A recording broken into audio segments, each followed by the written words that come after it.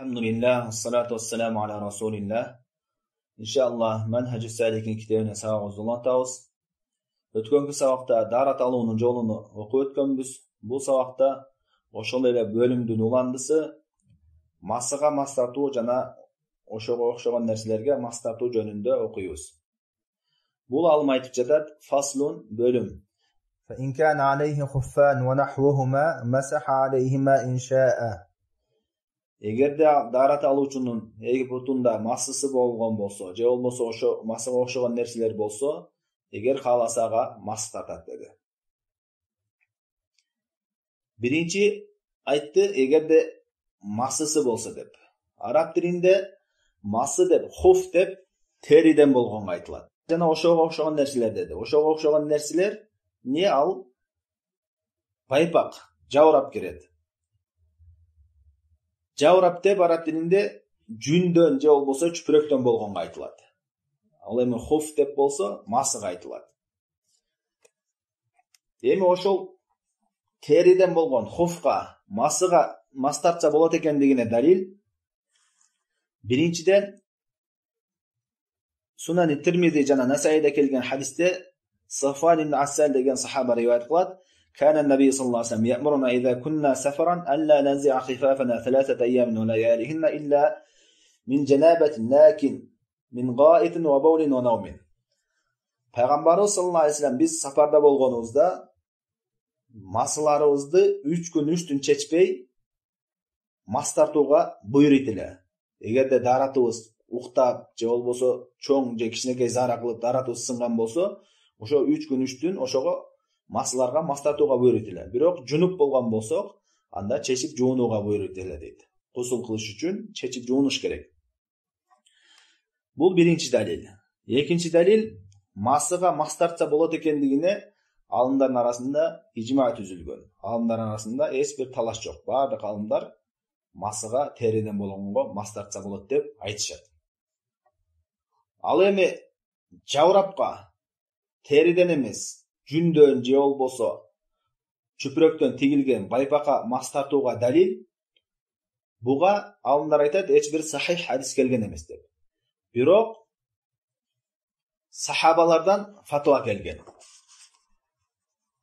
Абдуллах ибн Мас'уд Хузали деген, жана Абу Мас'уд Бадри деген, жана Анас ибн Малик деген 3 сахабадан байпакка мас тартса болот деп фатва келген. Бул фатваны Ибн Аби Шайба деген алым өзүнүн мусаннафында эскерет. Бул биринчи далил. Экинчи далил Исхак ибн Рахавайх жана Ибн Кудама деген алымдар айтышат. Байпакка мас тартса болот экендигинде сахабалардын арасында эч кандай талаш жок. Тагыраак айтканда сахабалардын арасында ижма түзүлгөн деп. Исхак ибн Рахавайх айтат, жада калса бул табиилердин арасында да ижма дейт. Алардын арасында да талаш жок деп айтып жатат. Биз башында айтып өттүк, эгерде бир маселеде ижма түзүлгөн болсо, ал ижма өзү шариатта далил деп. Ошол ижмадын эң күчтүү түрү бул сахабалардын арасында болгон ижма.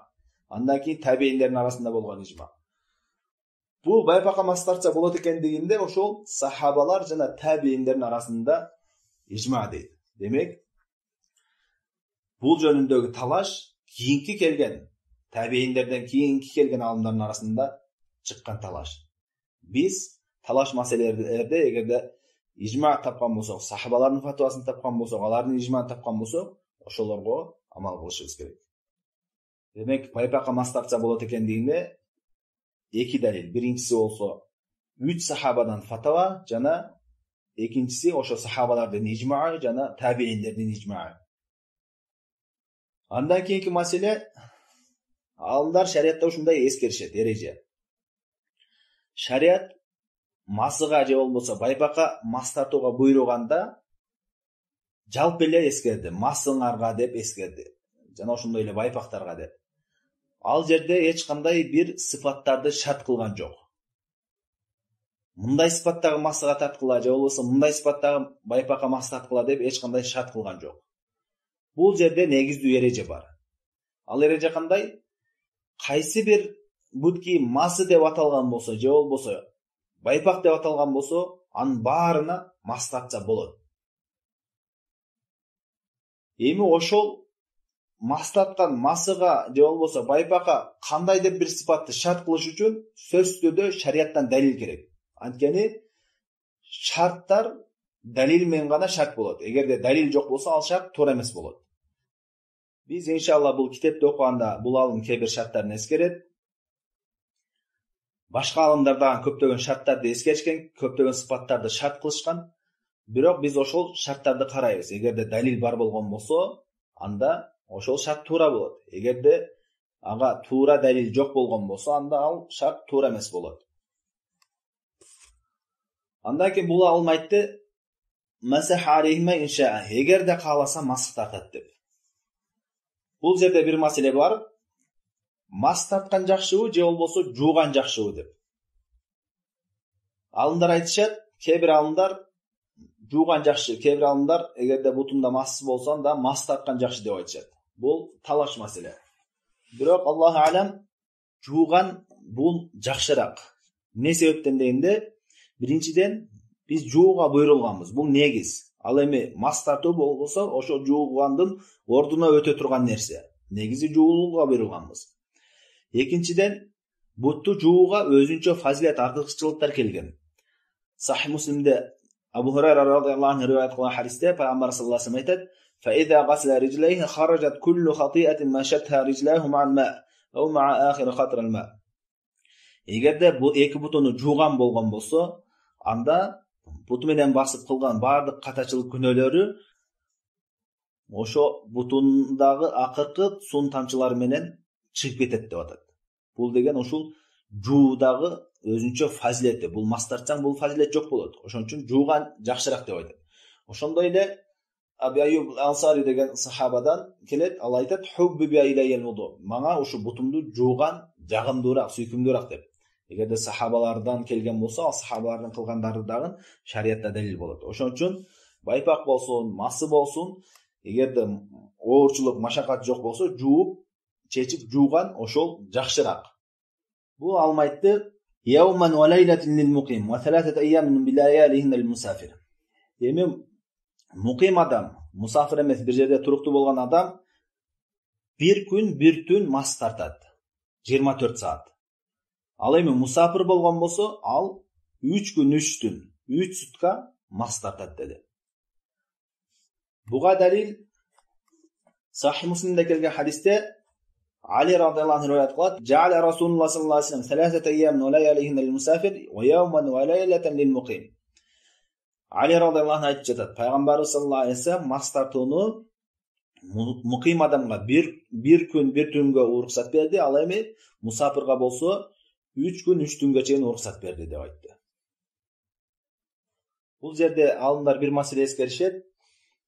Мас тартуунун убактысы качан башталат? Бул алымдардын арасында талаш маселе. Умар радhiyallahu anh'дан келген фатва бар. Ал айтат, мас тартуунун башталышы бул дарат алып, масыны же байпакты кийгенден кийин, даратын сынгандан кийин эң биринчи мас тартсаң, даратын сынгандан кийин мас тартасың, ошондон башталат. Даратын сынгандан кийин, мисалы үчүн, бир адам байпакыны кийди, же болбосо масын кийди. Анан 5-6 saat жүрдү. 5-6 saattan кийин дараты сынды. Андан кийин дарат алып мас тарткан болсо, ошондон баштап, мас тарткандан баштап 24 saat эсептейт. Ошо 24 saatка чейин мас тартса болот. Ошондой эле мусафирдагы ошо дараты сынгандан кийин биринчи мас тарткандан баштап 3 күн, 3 түн, 3 сутка санайт. Ушул башталуучу убактысы. Буга далил эмне? Буга далил ошол Умар радhiyallahu anh'нын фатвасы. Ал фатваны Абдразак деген алым өзүнүн мусаннафында эскерген. Андан кийинки маселе, ошол мас тарткандан кийин 24 saat болгондо, убактысы бүткөндө дараты бар болсо дагы, ошо убактысы бүтөр менен дараты сынып калабы же болбосо сынбайбы деген маселе бар. Бул дагы алымдардын арасында талаш маселе. Негизи кээ бир алымдар айтат, ал дараты сынбайт дейт. Бирок 24 саат өтүп кеткенден кийин ага кайра мас тартса болбойт. 24 сааттан өтсө мас тартса болбойт, бирок дараты сынбайт. Ошол дараты бар болгон болсо, ошол дараты менен улат намаз окуп кете берсе болот деп айтат.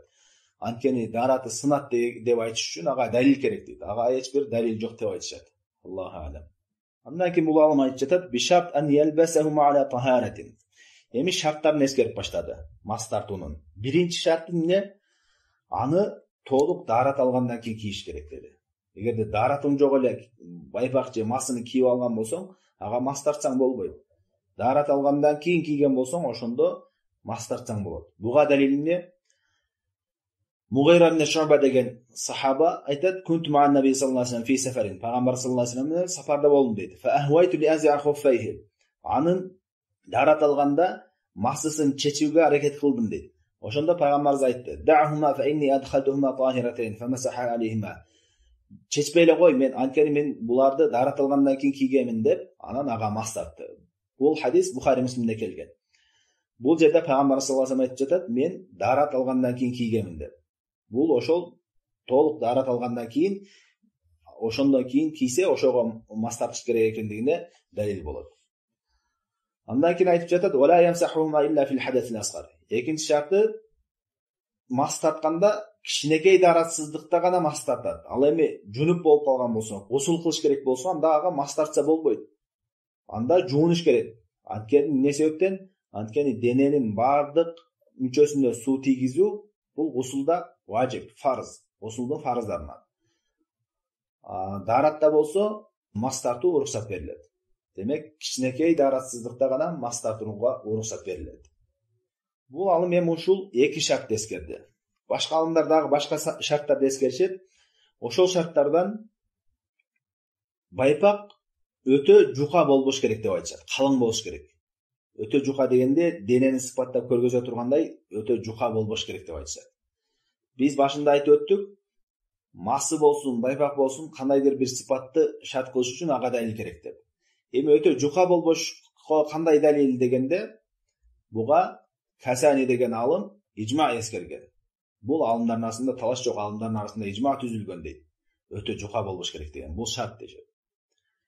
Андан кийин бул алым hadisde eskerdi. An Enes marfu'an: "İza tawadda ahadukum wa labisa khuffayhi falyamsah alayhima wa yusalli fihima wa la yakhla'huma in sha'a illa min janabatin." Rawahu al-Hakim wa sahhaha. Anas radhiyallahu anhu riwayat kılат. Peygamber sallallahu aleyhi ve sellem aytты: "Эгерде силердин бирөөңөр дарат алган болсо, жана массыны кийген болсо, эгерде каалаган болсо, ага мас тартып, жана ошо менен намаз окуй берсин" деп айтты. Аны чечпей эле койсун, кааласа, мас тарта берсин. Бир гана жунуп болгон болсо, анда чечип жуунсун dedi. Бул хадисти Хаким риваят кылган жана аны сахих деп өкүм берген бул хадиске. Бул жерде бул алым ошол азыр айтып өткөн маселелерге жалпы бир далил эскерди. Ушул жерге чейин масыга мас тартуу жана байпакка мас тартуу жөнүндө кээ бир шарттарыны, кээ бир маселелерди кыскача эскерип өттү. Бул китеби кыскача болгондуктан башка дагы көптөгөн маселелерди эскерген жок. Иншаллах ушул жетишиктүү. Андан кийин башка маселеге өтүп жатат. Айтып жатат: "Fa in kana ala a'da'i wuduhi jabiratun ala kasrin aw dawa'in ala jurhin wa yadurruhu al-ghusl masahahu bil ma'i fil hadath al-akbar wal asghar hatta yabra." Эгерде даратта жуу керек болгон мүчөлөрүндө, колунда, бетинде, бутунда байланган бир сыныктан, азыркы күндө гипс деп коет, сынык болгонго байлаган болсо, же болбосо бир жараны байлаган болсо, ошого дары коюп байлаган болгон болсо, анда ошого мас тартып коет. Бул чоң даратсыздыкта дагы, гусулда дагы, экөөндө тең. Биринчиден жабира деп ошол байланган нерсени айтат. Жарага, сыныкка байланган нерсени. Буга мас тартса болот экендигине далил сахабалардын арасында жана табейиндердин арасындагы ижма түзүлгөн. Жана бул жөндө 4 мазхабтын ою тең ушундай. Мас тартса, ошол нерсеге мас тартса болот деп айтат. Жана бул жеке Ибн Умар радhiyallahu anhuдан дагы келген фатава, ошол жабирага байланган чүпүрөккө мас тартса болот деп айтат. Бул асарды Байхақи деген алым өзүнүн китебинде риваят кылат. Эгерде ошол дарат алуучу, жуулуучу мүчөлөрдө жара болгон болсо, же болбосо сынык болгон болсо, ошол байланган болсо, шарттар менен эгерде ага жуусаң зыян бере турган болсо, суу тийгизсең зыян бере турган болсо, анда ага мас тартса болот деп айтты. Мас тартканда кадимкидей эле дарат алат, мисалы үчүн колунда, билегинде жара бар дейли. Ошол билегини байлаган болсо, даратты кадимкидей башка мүчөлөрүн толук бар жогун жуат, ошол байланган жерини гана, ошону толук бар жогуна суу менен мас тартып коет, ошол чүпүрөктүн үстүнөн мас тартып коет. Эми бул алым шарттарын эскерди. Ядуррухул гусл, эгерде жууса ага зыян берсе дейт. Эгерде зыян бербесе, ал жууш керек. Жана ошондой эле шарттарынан ошол алымдар айтышат, кажетке жараша болуш керек дейт. Мисалы үчүн бир бармагында болгон болсо, ошол бармагын гана байлаш керек. Бир манжасында болсо, ошол манжасын гана байлаш керек. Ошо кажеттен ашыкча болбош керек. Мисалы үчүн билегинде болсо, ошо билегин гана байлаш керек. Баардык колун ороп алса болбойт. Ошол кажетке жараша гана байланыш керек. Ошол жерге гана мас тартса болот. Канчалык ошол жараны байлаш же сыныкты байлаш канчалык жерге чейин муктаждык кажет болсо, ошончо жерде гана байлаш керек. Кажеттен ашыкча байласа болбойт. Эгерде кажеттен ашыкча байлап салса, анда ашыкчасын ачып жууш керек болот. Кажетке жараша байлаш керек дагы ошого анан мас тартса, ошонун үстүнө мас тартып койсо жарактуу болот. Жана ошондой эле анын убактысы жок. Биз масага мас тартканда айттык, ага убакты бар деп. Жана ошондой эле дарат менен кийиш керек деп айттык. Бул жабирага байланган, жарага байланган нерсеге биринчиден убактысы жок, качан айыкканга чейин тарта берсе болот. Жана ошондой эле аны дарат алгандан кийин байлаш шарт эмес, дарат алып байлаш шарт эмес. Анткени ал кажет, муктаждык даратсыз, мисалы үчүн сынык болгон же болбосо жара болгон нерселер, ал даратсыздык ар кандай абалда келиши мүмкүн. Ошон үчүн ага дарат алуу дагы шарт эмес. Даратсыз деле ороп койгон болсо, ага мас тарта берсе болот. Ошондой эле бул нерседе жунупта дагы, гусул болсо дагы, гусул алганда дагы ошо жерин байлап туруп, башка жагын жууп, ошо жерине толук мас тартып койсо жарактуу болот деп айтышат адамдар. Андан кийин айтып жатат, васифату масхи хуфейн. Эми масыга же болбосо байбакка мас тартуунун сыпаты кандай дегенде, ошол үстүнүн көпчүлүк жагына мас тартуу. Бул масы менен байпакка ошондой мас тартканда буттун үстү жагынын көпчүлүк жагына мас тартуу ушул сыпатты деди.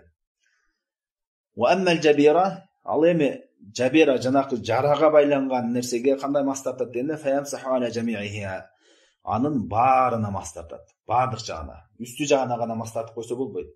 Баардык жагына, ошол чүпүрөктүн баардык жагына мас тартыш керек деп айтты. Ушул жерге чейин иншалла масыга жана байпакка жана жарага байланган чүпүрөккө мас тартуу жөнүндө кыскача эскерип өттү. Иншалла кийинки сабакта жана даратка байланыштуу маселелерди улантабыз. Саллаллаху алейхи ва саллям ала хайр халқи Мухаммад ва ала алихи ва сахбихи ажмаин.